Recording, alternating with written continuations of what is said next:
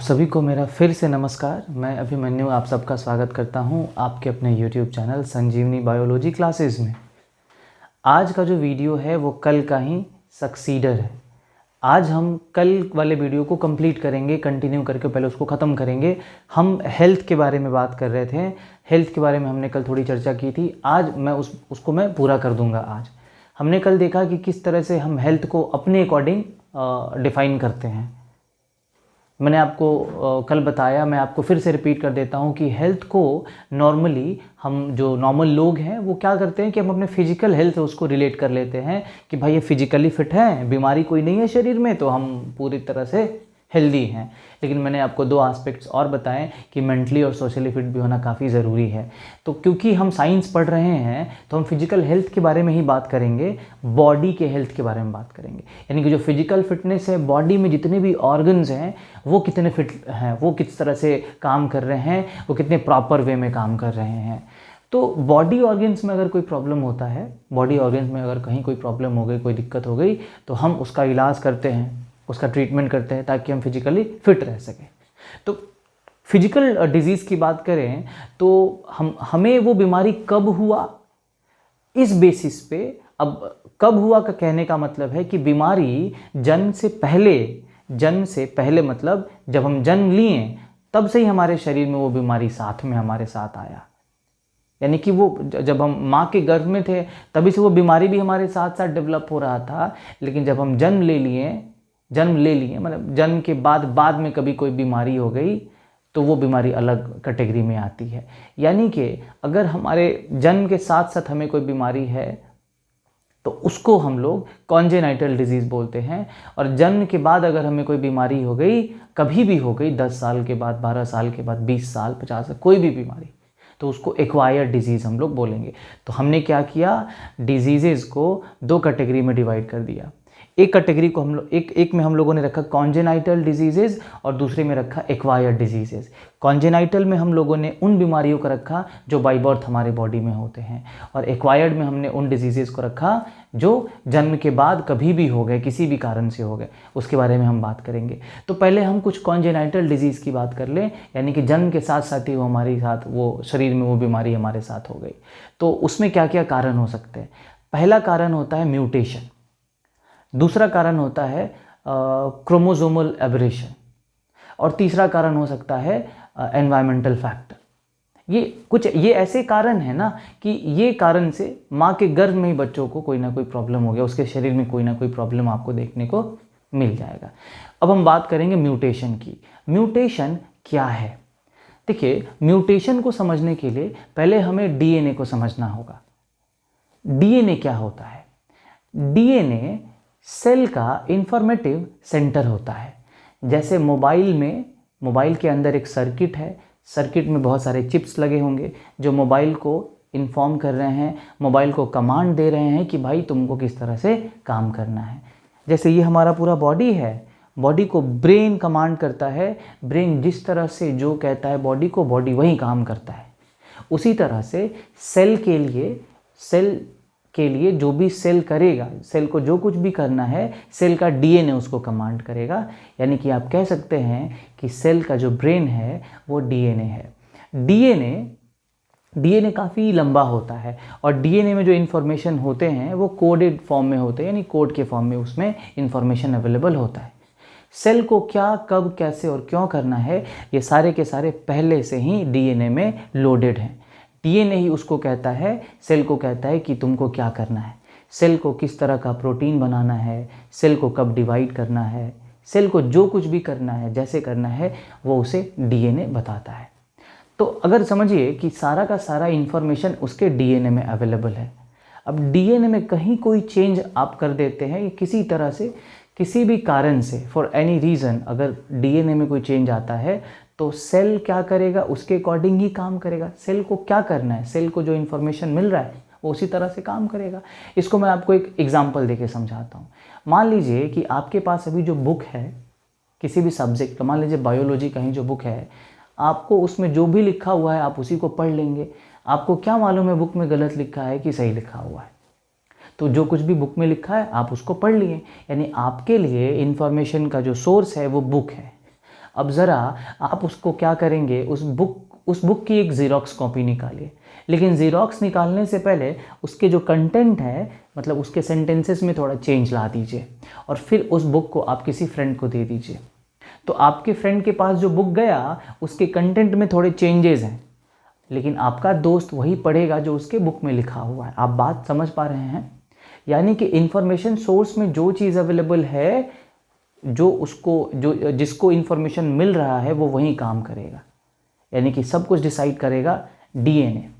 DNA का full form deoxy ribose nucleic acid होता है। ये एक न्यूक्लिक एसिड है, इसको आप जेनेटिक मटेरियल भी कह सकते हैं। ये हमारा जेनेटिक मटेरियल होता है, मतलब जितने भी हमारे जो भी जेनेटिक इन्फॉर्मेशन अवेलेबल होते हैं वो डीएनए में होते हैं। डीएनए का जो कंडेंस फॉर्म होता है वो क्रोमोसोम होता है, और क्रोमोसोम क्रोमेटिन फाइबर के फॉर्म में न्यूक्लियस में प्रेजेंट होता है। तो डीएनए में कहीं कोई चेंज हो जाए तो उसको हम लोग बोलते हैं म्यूटेशन। अब उस म्यूटेशन की वजह से कई तरह की बीमारियां देखने को मिलती हैं, जिसमें कुछ बीमारियां मैं आपको नाम बताता हूं। एक बीमारी है हीमोफीलिया। हीमोफीलिया, इस वर्ड को ज़रा समझिएगा। हीमोफीलिया एक ऐसी बीमारी है जिसमें पेशेंट के बॉडी से अगर ब्लड निकल रहा है, किसी भी तरह का हेमरेज हो रहा है, तो वो ब्लड क्लॉट नहीं करता है। क्योंकि इस वर्ड को ही जब आप देखेंगे हीमोफीलिया, आपने फोबिया वर्ड कहीं ना कहीं ज़रूर सुना होगा। जैसे एक वर्ड है हाइड्रोफोबिया। हाइड्रोफोबिया वर्ड में जो क्या होता है कि पेशेंट को, विक्टिम को पानी से बहुत डर लगता है। मैं आपको थोड़ा सा इन्फॉर्मेशन और ऐड कर दूं इसमें। देखिए, हाइड्रोफोबिया जो है वो रेबीज़ एक बीमारी होती है जो कि मतलब ज़्यादातर कार्निवोर एनिमल्स के काटने की वजह से होता है। कार्निवोर एनिमल्स हम उन्हें कहते हैं जो मांस मछली खाते हैं, जिनके पास कनाइन दांत अवेलेबल होते हैं, जैसे डॉग्स है, जैसे कैट्स हैं। तो होता क्या है कि अगर कोई डॉग या कैट रेबीड वायरस से इन्फेक्टेड है, मतलब उन्हें रेबीज़ है, और फिर जब ये किसी दूसरे ऑर्गेनिज्म को बाइट करते हैं, काटते हैं, तो काटने टाइम क्या करते हैं ना, ये जब मान लीजिए इसने यहाँ पे काट लिया किसी डॉग ने जिसको ऑलरेडी रेबीज़ है, रेबीड का वायरस उसके बॉडी में प्रेजेंट है, तो जब ये काटेगा ना तो वो अपना जो सलाइवा है वो अपने जिसको उसने काटा है ऑर्गेनिज्म को, उसके बॉडी में इंजेक्ट कर देगा। अब उस सलाइवा में रेबीज़ का वायरस होता है, रेबीड वायरस। तो जो हाइड्रोफोबिया है वो रेबीज़ का एक सिम्टम है, मतलब रेबीज़ बीमारी है और हाइड्रोफोबिया एक सिम्टम है, एक लक्षण है। यानी कि अगर किसी को पानी से बहुत डर लगता है तो उसको हो सकता है रेबीज़ हो। पानी से डर मतलब बहुत ज़्यादा डर।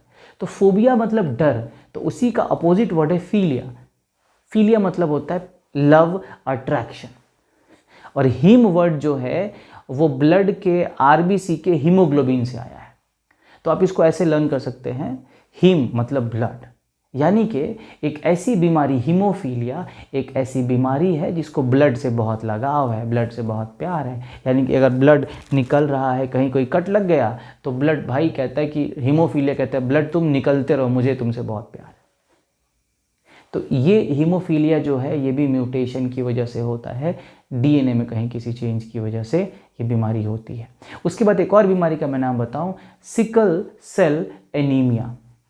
सिकल सेल एनीमिया में क्या होता है, आरबीसी का जो शेप होता है, यानी कि जो रेड ब्लड कॉर्पसल्स जिसको हम लोग बोलते हैं, लाल रक्त कणिका, सिंपल भाषा में लाल खून आप कह लीजिए, तो उसमें उसका जो शेप है वो कुछ इस तरह का होता है। देखिए ऐसे, सिकल का मतलब होता है हंसुआ जिसको आप कह सकते हैं। आपने देखा होगा खेतों में धान या गेहूं काटने समय उसका यूज़ किया जाता है, तो आरबीसी का शेप वैसा हो जाता है, उसको हम लोग बोलते हैं सिकल सेल एनीमिया।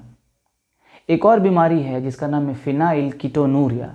इसमें क्या होता है, पेशेंट का ब्रेन और जो नर्व्स होते हैं वो डैमेज होने लगते हैं।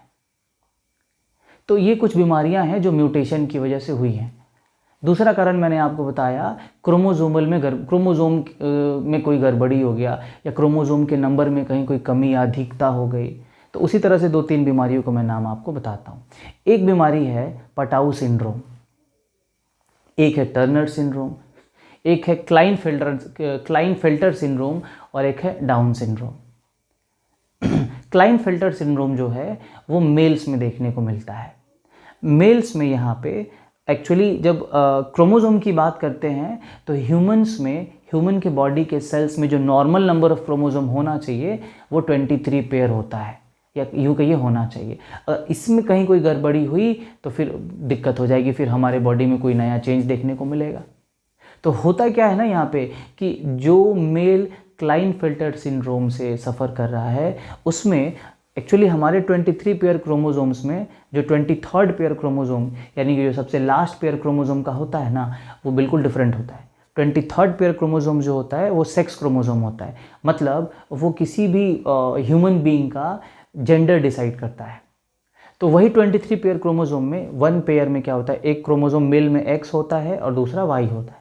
लेकिन क्लाइनफेल्टर सिंड्रोम में क्या होता है ना कि एक एक्स की वजह से 2 एक्स क्रोमोसोम और एक वाई क्रोमोसोम होता है, क्योंकि जहाँ पे एक्स क्रोमोसोम फीमेल प्रॉपर्टी को दिखाता है, फीमेल प्रॉपर्टी को रिप्रेजेंट करता है। तो मान लीजिए कि एक एक्स क्रोमोसोम ज़्यादा हो गया अगर, तो उस मेल में मेलनेस कम हो जाएगा, फीमेलनेस ज़्यादा हो जाएगा, यानी कि फीमेल की जो प्रॉपर्टी है मेल में ज़्यादा देखने को मिलेगी। और होता भी वैसे ही है। उस मेल में क्या होता है कि मेलनेस जो है वो थोड़ा कम, उसकी जो प्रॉपर्टी वो थोड़ी कम होती है, यानी कि फेस पे जो है फेशियल हेयर, बियर्ड, माउस्टिक्स ये कम देखने को मिलते हैं। मसल्स ग्रोथ जो है वो कम होता है। जो मेल है वो इनफर्टाइल हो जाता है, स्टेराइल, यानी कि वो नपुंसक हो जाता है, उसके स्पर्म उतने स्ट्रॉन्ग मैच्योर नहीं होते। ये क्लाइनफेल्टर सिंड्रोम होता है। ये क्रोमोसोम के, मैंने बताया कि किस क्रोमोसोम में क्या होता है उसकी वजह से ही होता है। उसके बाद एक है डाउन सिंड्रोम। डाउन सिंड्रोम में क्या होता है कि जो पेशेंट है, मतलब जो ऑर्गेनिज्म है, बच्चा ही मान लीजिए, तो वो शुरू से ही क्या है ना कि वो उसका डेवलपमेंट बहुत स्लो होगा। इंटेलेक्चुअल डेवलपमेंट तो बहुत ज़्यादा ही स्लो हो जाएगा, बॉडी का ग्रोथ बहुत धीरे धीरे होगा, और जो उसका मेंटल कैपेबिलिटी है उसका ग्रोथ बहुत ज़्यादा स्लो होगा। उसके बाद मैंने आपको बताया, एक क्लाइनफेल्टर बता दिया, डाउन बता दिया, एक होता है टर्नर सिंड्रोम। ये फीमेल्स में होता है। फीमेल्स में जैसे मैंने आपको बताया क्लाइनफेल्टर सिंड्रोम में डबल एक्स वाई क्रोमोसोम हुआ मेल में, और फीमेल में क्या होता है कि 2 एक्स क्रोमोसोम होने के बजाय एक एक्स क्रोमोसोम इसमें गायब हो जाता है, यानी कि जो 23rd पेयर क्रोमोसोम जहाँ पे एक्स और एक्स होना चाहिए वहाँ पे एक सिंगल क्रोमोसोम एक्स का होता है, और ये टर्नर सिंड्रोम को दिखाता है। तो यहाँ पे क्या है कि फीमेल में फीमेलनेस की प्रॉपर्टी थोड़ी कम आ जाती है, यानी कि फीमेल में प्यूबर्टी काफ़ी लेट से आता है, मतलब जो बॉडी का डेवलपमेंट होना चाहिए वो उतना होता नहीं है। जो फीमेल है वो इनफर्टाइल हो जाती है, यानी कि आप कह सकते हैं बांझपन जो है वो होने लगता है, बांझपन देखने को मिलता है। तो ये सारे क्रोमोसोमल एबरेशन यानी क्रोमोसोम की गड़बड़ी की वजह से हुआ। कहीं क्रोमोसोम का एक संख्या ज़्यादा हो गया, कहीं एक संख्या कम हो गया। ठीक है, तो ये कई तरह के फैक्टर्स हैं जो जन्म के साथ ही जो हैं बच्चे बीमारी लेकर के पैदा होते हैं। अब इसमें बच्चों की क्या गलती है, बच्चों का क्या दोष है ना? तो ये तो हमारा बॉडी ही जो है पहले से ही डिसाइड कर लिया था भाई कि उसको कैसे होना है। यानी कि देखिए, कुछ चीज़ें हमारे बस में नहीं होती हैं, इवन किसी के बस में नहीं होती, वो अपने आप नेचुरल हो गई। अब हम उसके लिए किसको रिस्पॉन्सिबल माने? ना पेरेंट्स को मान सकते हैं, ना खुद को मान सकते। तो हमें हमारा जो व्यक्तित्व है, हमारा जो ह्यूमैनिटी है, वो हमें ये बताता है और हमें उसको फॉलो भी करना है कि हम किसी की बीमारी पे हंसे नहीं। मान लीजिए बचपन से ही कोई छोटा है, कोई नाटा है या कोई बहुत लंबा है, उसमें उसका कोई दोष नहीं है, उसके पेरेंट्स का भी कोई दोष नहीं है। तो हमें सबका सम्मान करना है, सबको उतना ही प्यार करना है जो नॉर्मल है, जो अब नॉर्मल है। अब बहुत लकी है कि आप नॉर्मल हैं, आपके पास एक नॉर्मल शरीर है, तो इसीलिए आप दूसरों का सम्मान करें। हम सबको उतना ही प्यार दें जितना हम अपने आप को प्यार करते हैं। अब हम बात करेंगे दूसरा जो मैंने आपको बताया, एक्वायर्ड डिजीजेस के बारे में। देखिए, एक्वायर वर्ड का मतलब ही क्या होता है? किसी चीज़ को रिसीव करना, गेन करना। एक्वायर बोलते हैं ना, एक्वायर किया मैंने ये चीज़, मैंने इतना प्रॉपर्टी एक्वायर कर लिया। तो एक्वायरिंग का मतलब होता है कुछ चीज़ों को रिसीव करना, ऐड करना बाद में। मैं आपको एक एग्जांपल देता हूँ।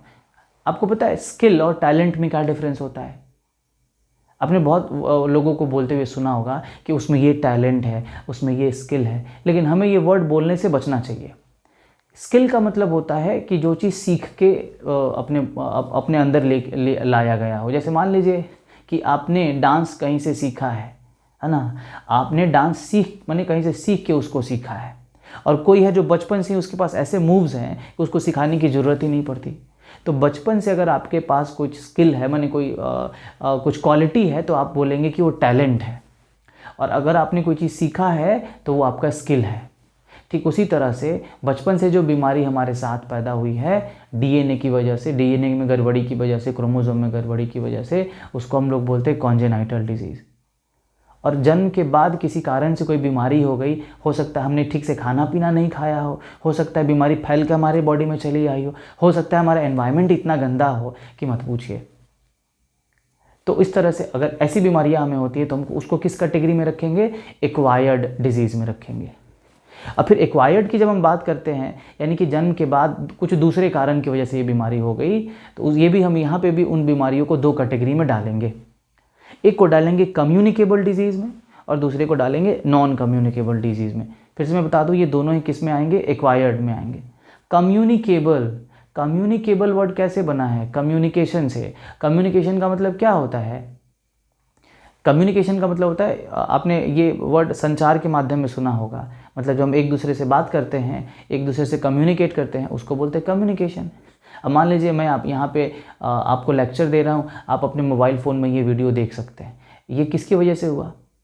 मोबाइल में नेट की वजह से हो रहा है ये सारी चीज़ें। तो यहाँ पे मीडियम कौन है? कम्युनिकेशन का नेट।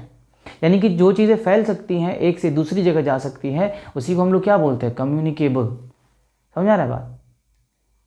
और जो चीज़ें नहीं जा सकती उसको बोलेंगे नॉन कम्युनिकेबल। ठीक, तो वैसी बीमारियां जो फैल सकती हैं, एक पर्सन से दूसरे पर्सन में जा सकती हैं, उनको बोलते हैं कम्युनिकेबल डिजीजेज। और वैसी बीमारियां जो एक पर्सन से दूसरे पर्सन में नहीं जा सकती, उनको बोलते हैं नॉन कम्युनिकेबल डिजीजेज। तो अब हम एक एक करके कम्युनिकेबल डिजीजेज के बारे में बात करेंगे। देखिए, कम्युनिकेबल डिजीज़ की जब हम बात करते हैं तो यहाँ पे वो बीमारियाँ जो फैलती हैं, है ना, the diseases which can be spread from person to person और ऑर्गेनिज्म टू ऑर्गेनिज्म। अब थोड़ा सा डीप में हम लोग इसमें चलेंगे। जब बात फैलने वाली बीमारी की होती है तो ये बीमारियाँ, इन बीमारियों को फैलाने के लिए कोई तीसरा एजेंट भी शामिल होता है। तीसरा का मतलब ये है कि मान लीजिए मैं एक आदमी हूँ, कोई दूसरा आदमी है, एक आदमी बीमार है, मैं स्वस्थ हूँ, इसमें कोई तीसरा भी शामिल है। जो मैंने तीसरा वर्ड बोला है, जो तीसरा कैटेगरी है इस बीमारी में, इस बीमारी को फैलाने में, वो है माइक्रो ऑर्गेनिजम्स का। यानी कि वो उन छोटे छोटे जीवों का जिन्हें हम देख नहीं पाते हैं और वो हमें बीमार कर देते हैं। अब ज़रा सोचिए, वो जो माइक्रो ऑर्गेनिजम्स, माइक्रो वर्ड का मतलब होता है वेरी स्मॉल, ऑर्गेनिजम्स का मतलब लिविंग ऑर्गेनिजम्स। तो माइक्रो ऑर्गेनिजम्स में हम किन को रखेंगे? पहले मैं कैटेगराइज कर दूं। यहाँ पे bacteria, viruses, fungus, protozoa, helminths, ये सारे ऑर्गेनिजम्स आ जाते हैं माइक्रो ऑर्गेनिजम्स की कैटेगरी में। और ये सारे आपको बीमारी फैलाने वाले ऑर्गेनिजम्स हैं। सारे का मतलब इसमें कुछ अच्छे भी हैं, लेकिन इन्हीं में से बीमारी फैलाएंगे और यहीं फैलने वाली बीमारी जो है वो कॉज करते हैं। जैसे कि आप एक चीज़ सोचिए, अभी मैंने बताया आपको कि ये जो वीडियो है आपको मिल रहा है किसके माध्यम से? नेट के माध्यम से। यानी कि हमारे और आपके बीच में कौन है? नेट। नेट नहीं होता तो ये वीडियो आपको मिल नहीं पाता। तो ठीक उसी तरह से जब किसी चीज़ को एक से दूसरी जगह पहुंचाना होता है तो वहाँ पे हमें किसी थर्ड पार्टी की ज़रूरत होती है, किसी एजेंट की ज़रूरत होती है।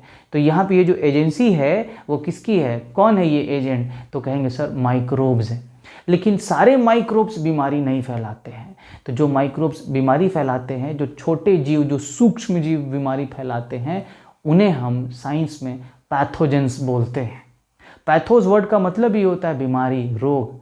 हिंदी में इन्हें रोगाणु बोलते हैं या कीटाणु बोल सकते हैं। ठीक है, सारे माइक्रो ऑर्गेनिज्म मैंने आपको बताया बीमारी नहीं फैलाते, लेकिन जो बीमारी फैलाते हैं उनको आप क्या कहेंगे? पैथोजेंस, रोगाणु। मैंने कैटेगरी बता दिया आपको, वायरसेस, बैक्टीरिया, फंजाई, प्रोटोजोआ और हेलमिन्थ्स, कीड़े मकोड़े छोटे। तो ये सारे बहुत छोटे होते हैं और ये बीमारी, ये मेन फैलाने वाले बीमारी के कारण होते हैं। देखिए, फैलने का कारण क्या होता है? अभी भी हमारी बॉडी के ऊपर और बॉडी के अंदर करोड़ों अरबों खरबों बैक्टीरिया प्रेजेंट है। हाथ में भी प्रेजेंट है, आपके हाथ में भी, मेरे हाथ में भी। और ये इतने टाइटली स्टक हैं हमारे हाथों और बॉडी में कि हम इन्हें अलग ही नहीं कर सकते। लेकिन अच्छी बात यह है कि ये हमारे लिए घातक नहीं। लेकिन मान लीजिए कोई नया बैक्टीरिया हमारे हाथ में आ गया, ठीक, और तो बैक्टीरिया तो दिखेगा नहीं ना हमें। तो सबसे बड़ा कारण यही होता है, because we can not see them with the naked eyes, that's why it is easy for them to spread the disease from person to person. क्योंकि हम उन्हें देख नहीं पाते हैं, और इजीली क्या किया, जैसे मान लीजिए कि अभी मैंने कोई चीज़ टच किया, वहाँ पे बैक्टीरिया था, अब मैंने यहाँ पे टच किया, यहाँ पे या यहाँ पे टच कर लिया, अब ये बैक्टीरिया यहाँ चला गया, अब किसी तरह से बॉडी में चला जाएगा, ये अपना काम करेगा, हमारे बॉडी का जो फिजियोलॉजी है उसको गड़बड़ कर देगा, इम्बैलेंस कर देगा, हो गया हम बीमार। तो सबसे बड़ा जो रीज़न है बीमार होने का इनसे, वो ये है कि we are not capable to see them.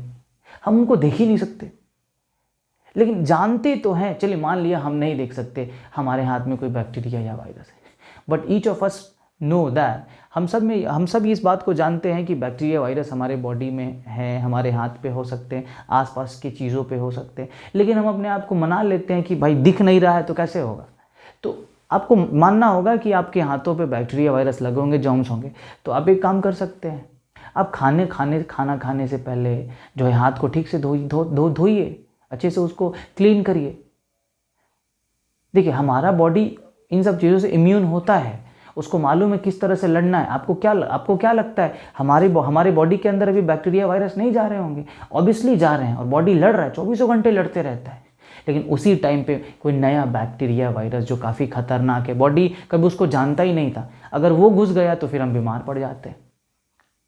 तो इसलिए कोशिश करिए, कम से कम कोशिश करते रहिए कि हाथ को क्या पूरे बॉडी को हमेशा साफ़ सफाई रखने का, क्योंकि हाथ सबसे ज़्यादा यूज़ होता है फेस को टच करने के लिए, खाने के लिए, पीने के लिए। तो इसको रेगुलर वे में डेली बेसिस पे, मतलब जब भी मौका मिला, हाथ को ठीक से धो लीजिए। और पानी से धोने के बजाय इसको किसी अच्छे एंटीसेप्टिक लिक्विड से धोइए, या फिर आप सेवलॉन आप सोप यूज़ करिए, आप हैंड वॉश यूज़ करिए जिसमें एंटीसेप्टिक प्रॉपर्टी अवेलेबल हो, जो बैक्टीरिया वायरस को मारने की प्रॉपर्टी रखता हो। तो इस तरह से हम इन बीमारियों से क्या कर सकते हैं, खुद को बचा सकते हैं, साफ सफाई रख के बचा सकते हैं। तो एक एक करके हम इन बीमारियों से, इन माइक्रोब से होने वाली बीमारियों की बात करेंगे। सबसे पहले हम बात करेंगे वायरस से होने वाली बीमारी की। जब हम वायरस की बात करते हैं तो वायरसेस का तो पूछिए ही मत, ये इतने ज़्यादा छोटे ऑर्गेनिजम्स होते हैं, इवन इनको ऑर्गेनिज्म कंसिडर ही नहीं किया जाता है। मतलब वायरसेस को लिविंग ऑर्गेनिज्म, सजीव में रखा ही नहीं जाता है, क्योंकि ये सजीव हैं ही नहीं। अब मैं आपको पहले ये बता दूं कि आप लिविंग ऑर्गेनिज्म किसको कंसिडर करिएगा, आप किसको मानिएगा लिविंग ऑर्गेनिज्म है। मान लीजिए कि ये अभी आप जिस कमरे में बैठे हैं, उस कमरे में क्या होंगे, कम से कम कितनी दीवारें होंगी ज़रा बताइए तो? 6 दीवारें होंगी। अब उसमें से ऊपर की दीवार नहीं हो, छत ही नहीं हो, तो आप उसको कमरा मानेंगे, घर कंसीडर करेंगे? नहीं करेंगे। यानी कि उसी तरह से हर चीज़ का अपना कोई एक उसका डेफिनेशन होगा, उसकी कुछ प्रॉपर्टी होगी। तो लाइफ या फिर लिविंग ऑर्गेनिज्म का जो क्राइटेरिया है वो क्या होना चाहिए। तो सबसे छोटे लेवल की बात करें, भूल जाइए कि हम ये नहीं कहेंगे कि भाई उसके पास आँख, मुंह, नाक, कान, बॉडी ये सब होना चाहिए। मतलब अगर आपको कहना है कि वो एक लिविंग ऑर्गेनिज्म है, तो आप सबसे सिंपल डेफिनेशन क्या देंगे, सबसे सिंपल क्राइटेरिया क्या देंगे? तो सबसे पहले उसके पास एक सेल होना बहुत ज़रूरी है, कोशिका। सेल के अंदर कुछ पार्ट्स होते हैं जो वो सारा का सारा काम करेंगे। मतलब सेल को जिंदा रखने के लिए रेस्पिरेशन, एक्सक्रीशन, डाइजेशन, ये सारा काम करने के लिए उनके पास कुछ सर्टेन पार्ट्स होने चाहिए। तो ये सारे पार्ट्स अगर हैं, सेल एक है, तभी लाइफ उसमें होगा, अदरवाइज लाइफ नहीं हो सकता है। तो बात होती है जब वायरस की, तो virus doesn't have a cell, इधर एनी अदर सेल ऑर्गेनल्स, उसके पास कोई भी पार्ट्स नहीं होते। अब मानिए ना आपके पास एक फ़ोन है, ठीक। अब उस फ़ोन में मान लीजिए कि माइक्रोफोन ही नहीं है, स्पीकर ही नहीं है, या फिर सारी चीज़ें स्क्रीन ही नहीं है, सारी चीज़ें हैं, बैटरी ही नहीं है, आप उसको फ़ोन मानेंगे? आप मुझे एक बात बताइए ज़रा। नहीं मान सकते, क्योंकि फ़ोन का काम वो करेगा ही नहीं। तो वायरस है क्या? वायरस मान लीजिए कि वो एक जेनेटिक मटेरियल है, उसके पास या तो डीएनए है या आरएनए है। वायरस वर्ड जो है ना, वायरस वर्ड वो एक लैटिन वर्ड विरियन से बना था, जिसका मतलब ही पॉइजन होता है, समझे? तो वायरस की जब हम बात करते हैं तो ये लिविंग ऑर्गेनिज्म नहीं है, इसीलिए इसको मार ही नहीं सकते। आप मारिएगा कैसे उसको? मान लीजिए वो लिविंग ऑर्गेनिज्म होगा तब तो मारेंगे उसको आप, तो इसीलिए बॉडी के बाहर उसको मार ही नहीं सकते। ये सारी कहानी समझिएगा ज़रा। देखिए, वायरस खुद लिविंग ऑर्गेनिज्म नहीं है, लेकिन गलती से भी हमारे सेल में चला गया तो हमारा सेल तो लिविंग ऑर्गेनिज्म है। अब वो अपने जो फीचर्स, अपने जो कैरेक्टर, अपना जो उसका नेचर है, हमारे सेल में जा कर के दिखाने लगता है। अब जब आपको वायरस को अगर मारना है तो आप कैसे मारेंगे उसको? आपको उसी सेल को मारना पड़ेगा। अब अगर हमारे बॉडी में वायरस चला गया तो हमको ही मारना पड़ेगा। इसीलिए कोविड में क्या किया जाता है, पेशेंट को आइसोलेट कर दिया जाता है, क्योंकि उसको ठीक करने का कोई दवा नहीं। तो उसके बॉडी को ही छोड़ देंगे, बॉडी ही ठीक करेगा, बॉडी ही लड़ेगा। वायरस इतना खतरनाक होता है। तो देखिए, वायरस जो है, वायरस में होता क्या है कि वायरस के सेंटर मोस्ट पार्ट पे डीएनए या RNA as a genetic material होता है। आरएनए वाला जो वायरस होता है वो ज़्यादा खतरनाक होता है। जैसे आपको मैं बता दूं, ये जो अभी कोरोना वायरस है जिसको हम लोग बोलते हैं, कोरोना वायरस का जो टेक्निकल साइंटिफिक नेम है वो SARS-CoV-2 है। SARS-CoV-2 का फुल फॉर्म होता है severe acute respiratory syndrome corona virus second, ये इसका पूरा नाम है। होता क्या है इसके साथ, SARS-CoV-2 भी आरएनए वायरस है जिसको रेट्रो वायरस बोलते हैं। RNA as a genetic material जो है ये काफ़ी खतरनाक है, क्योंकि हमारा जो सेल है, हमारे सेल में जो जेनेटिक मटेरियल है वो एक डीएनए के फॉर्म में होता है। अब सेल डीएनए को ही जानता है, डीएनए से ही इंफॉर्मेशन लेता है। अब मान लीजिए हमारे सेल के बाहर कोई वायरस आया, किसी तरह से कोई वायरस चला गया। अब वो वायरस मान लीजिए कि सेल के अंदर एंट्री करने वाला है, कर भी गया सेल के अंदर एंट्री, तो सेल का न्यूक्लियस या सेल जो है उसको कुछ नहीं करेगा, कुछ नहीं सोचेगा, क्योंकि उसको पता ही नहीं है कि वो क्या है, क्योंकि वो डीएनए को पहचानता है, डीएनए के अगेंस्ट में वो रिएक्शन देगा। लेकिन वायरस जो है, वायरस का जो डीएनए है या आरएनए, मान लीजिए आरएनए है, उसको इस बात की चिंता ही नहीं, क्योंकि उसको मालूम है कि ये तो हमको पहचानेगा ही नहीं, वो तो अपना भेष बदल लिया है, बहरूपिया बन गया है। लेकिन होता क्या है ना कि जो रेट्रो वायरस होता है, रेट्रो वायरस, ये बड़ा खतरनाक होता है। इसके पास एंजाइम होते हैं, इसके पास एक एंजाइम होता है रिवर्स ट्रांसक्रिप्टेज। ये करता क्या है ना, जब हमारे सेल में एंट्री करेगा तो अपने आरएनए को रिवर्स कर लेगा डीएनए में, इसीलिए इसका नाम है रिवर्स ट्रांसक्रिप्टेज। जब सेल के अंदर एंट्री किया, अब एंट्री तो कर गया, घर में तो घुस गया, अब आरएनए से क्या करेगा, सिंगल स्ट्रैंडेड डीएनए बना लेगा एंजाइम के हेल्प से, उसके पास वो एंजाइम प्रेजेंट है। अब वो डीएनए क्या करेगा, सेल के न्यूक्लियस में भेज देगा। अब मैंने बताया था हमारा सारा इंफॉर्मेशन सेल के न्यूक्लियस में डीएनए में अवेलेबल है। अब हमारे डीएनए के साथ जाके मैच कर जाता है। अब डीएनए अब क्या, अब जब तक उसको सेल को तो बाहर ही उसको रोकना था, अब जब डीएनए में पहुंच गया, अब सेल कुछ ही नहीं कर सकता, कुछ कर ही नहीं सकता है। अब ये अपना इंफॉर्मेशन हमारे डीएनए के साथ मैच कर देता है। अब हमारे सेल को एक मिक्स्ड, यूँ कहिए मिक्स इंफॉर्मेशन मिलता है, यानी कि वायरस वाला इंफॉर्मेशन मिलता है। आप कह सकते हैं कि वायरस ने सेल को हाईजैक कर लिया। अब जो वो कहेगा सेल को वही करना होगा।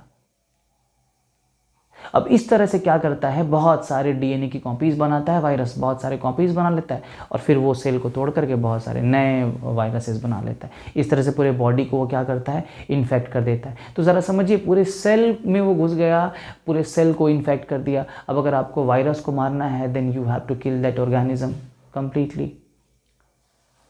तो इसीलिए वायरस इन्फेक्शन, वायरस डिजीज इतना खतरनाक होता है। वायरस से होने वाली कई सारी बीमारियां हैं। मैं कुछ का नाम आपको बताता हूँ। आपने चिकन पॉक्स सुना होगा, आपने स्मॉल पॉक्स सुना होगा, एड्स सुना होगा, चिकनगुनिया सुना होगा, डेंगू सुना होगा, मिजल्स सुना होगा, इन्फ्लुएंजा सुना होगा, कॉमन कोल्ड सुना होगा, हेपेटाइटिस सुना होगा, पोलियो सुना होगा, ये सारी की सारी, रेबीज़ सुना होगा। ये सारी बीमारियां जो हैं वायरसेस से होती हैं, और न जाने कितनी सारी बीमारियां, और ये सारी बहुत खतरनाक बीमारियां हैं। तो देखिए, बीमारियों से बचना है, वायरसेस से बचना है, बैक्टीरिया से बचना है, तो इसका एक ही इलाज है, हमें खुद को इनसे प्रोटेक्ट करना होगा। क्योंकि हम इन्हें देख नहीं सकते हैं, तो हमें क्या करना होगा, हमें अपने हाथ को, फेस को, बॉडी को, पूरे आसपास को साफ कर, जो है पूरी आसपास की सफाई का ध्यान रखना होगा हमें। यानी पर्सनल हाइजीन के साथ साथ हमें कम्युनिटी हाइजीन को भी साथ में लेके चलना होगा। साफ़ सफाई बहुत ज़रूरी। देखिए, जैसे हमें साफ़ सफाई पसंद है, वायरसेस, बैक्टीरिया को, इन पैथोजेंस को, बीमारी फैलाने वाले कीटाणुओं को गंदगी पसंद है। अब डिसाइड हमें करना होगा मन अगर हमको रहना है तो उनको नहीं रहने देंगे, अब उनको रहना है तो हम नहीं रह सकते, गंदगी में वो रहेंगे, हम कहाँ से रहेंगे, दोनों का जोड़ी बैठेगा ही नहीं। लेकिन हम क्या करते हैं, देखिए हमारी मानसिकता क्या होती है, हम क्या करते हैं ना, हम अपना पर्सनल हाइजीन देखते हैं, हम बहुत साफ़ सुथरे हैं, लेकिन आप एक चीज़ सोचिए, आप खूब अच्छे से नहा धो के घर से बाहर निकले, साफ़ सुथरा होकर बाहर निकले, आप ऐसे पब्लिक प्लेस में गए, आप ऐसे जगह पे गए जहाँ पे बाकी लोग गंदे हैं, बाकी लोग साफ़ सफाई का ध्यान ही नहीं है, अब वो आदमी क्या करेगा, आपके बॉडी में किसी न किसी तरह से ट्रांसमिट कर, मान लीजिए आपने उसे हाथी मिला लिया, आपने उसे गले मिला, अब वो बीमारी आपको आ गया पास। तो इन सब चीज़ों का ध्यान हमें रखना होगा, हम सबको इस बात का ध्यान रखना होगा कि हम अपनी साफ़ सफाई के साथ साथ अपने आसपास के जो एनवायरनमेंट हैं, सराउंडिंग्स हैं, उनको भी क्लीन रखें। हमारे पास कुछ आज के टाइम पे कुछ केमिकल्स प्रेजेंट है, जैसे कि सैनिटाइज़र है, सैनिटाइज़र में अल्कोहल होता है। ये करता क्या, देखिए अल्कोहल करता क्या है, वायरस का जो सेंटर मोस्ट पार्ट है, जहाँ पे उसका डीएनए या आरएनए प्रेजेंट है, उसके बाहर एक प्रोटीन का कोट होता है, मतलब एक लेयर होता है जो उसके जेनेटिक मटेरियल को प्रोटेक्ट कर रहा है। बैक्टीरिया के बाहर भी एक सेल वॉल होता है जो बैक्टीरिया के अंदर के सारे पार्ट्स को प्रोटेक्ट कर रहा है। ठीक वैसे ही जैसे हमारे घर के चारों तरफ दीवारें होती हैं जो हमें प्रोटेक्ट करती हैं। अब मान लीजिए घर की दीवारों को तोड़ दिया जाए तो हम तो ख़त्म हो गए, हमको तो आसानी से मारा जा सकता है। तो समझिए एक शील्ड है, एक कवच है जो बैक्टीरिया के बाहर भी होता है, फंगस के बाहर भी, इवन ऑलमोस्ट सारे ऑर्गेनिज्म के बाहर होता है। तो इनके कवच को तोड़ दिया जाए तो अंदर का सारा चीज़ तो खत्म हो जाएगा, बाहर निकल जाएगा, मर जाएगा। तो अल्कोहल क्या करता है, बैक्टीरिया के सेल वॉल को ब्रेक कर देता है, वायरस के प्रोटीन कोड को ब्रेक कर देता है, तो अल्टीमेटली ये खत्म हो जाते हैं। तो हम सैनिटाइज़र का यूज़ करते हैं। लेकिन देखिए अगर आपको मैं 2 चीज़ें दूँ, आपको मैं सोप दूँ या हैंड वॉश दूँ और एक जगह पे सैनिटाइज़र दूँ, तो आप क्या यूज़ करना पसंद करेंगे? आपको सोप या हैंड वॉश यूज़ करना होगा, क्योंकि आप जब सैनिटाइज़ करते हैं हाथ को तो करते क्या है, आपने ठीक है बैक्टीरिया वायरस को सैनिटाइज़ तो कर लिया, मार दिया, लेकिन वो बैक्टीरिया वायरस आपके हाथ में ही है। हो सकता है कहीं एक आध बच गए हो जिंदा, तो अब बॉडी में चले गए, तो वो इमरजेंसी केस में जब वाटर अवेलेबल नहीं है, हैंड वॉश अवेलेबल नहीं है, तो आप उसका यूज़ कर सकते हैं। लेकिन जब आपके पास सोप और हैंड वॉश प्रेजेंट है तो आप उसको अच्छे से धोइए, आप अच्छे से उसको ठीक से हाथ को जो है रब करिए और ठीक से धो लीजिए, सब खत्म गायब। और अनवांटेड चीज़ों को छूने से बचिए, आप ऐसे ही किसी चीज़ को मत छू लीजिए। और मैं ये भी नहीं कहूँगा कि आप बिल्कुल अपने आप को सेंसिटिव बना लीजिए, उससे भी दिक्कत है। यानी कि ये मतलब आपको ये भी नहीं करना है कि गंदी गंदी चीज़ों को छू रहे हैं, या फिर ये भी नहीं करना है कि एकदम जो है सेंसिटिव बन चुके हैं, डेलिकेट बन चुके हैं। आप नॉर्मल लाइफ जिए, ध्यान रखिए कि आप गंदी गंदी चीज़ों को नहीं छू रहे हैं, आप अपने आप का प्रोटेक्शन पूरा कर रहे हैं, आप अपने साथ साथ जो है पूरा कम्युनिटी, पूरी सोसाइटी, पूरी फैमिली का ध्यान रख रहे हैं। तो मिलते हैं अगली वीडियो में, एक एक करके सारे पॉइंट्स जो मैंने बोला है, जो वायरस से कौन कौन डिजीजेज होते हैं, सबको डिटेल में जानने की कोशिश करेंगे। बने रहिए हमारे साथ, बहुत बहुत शुक्रिया।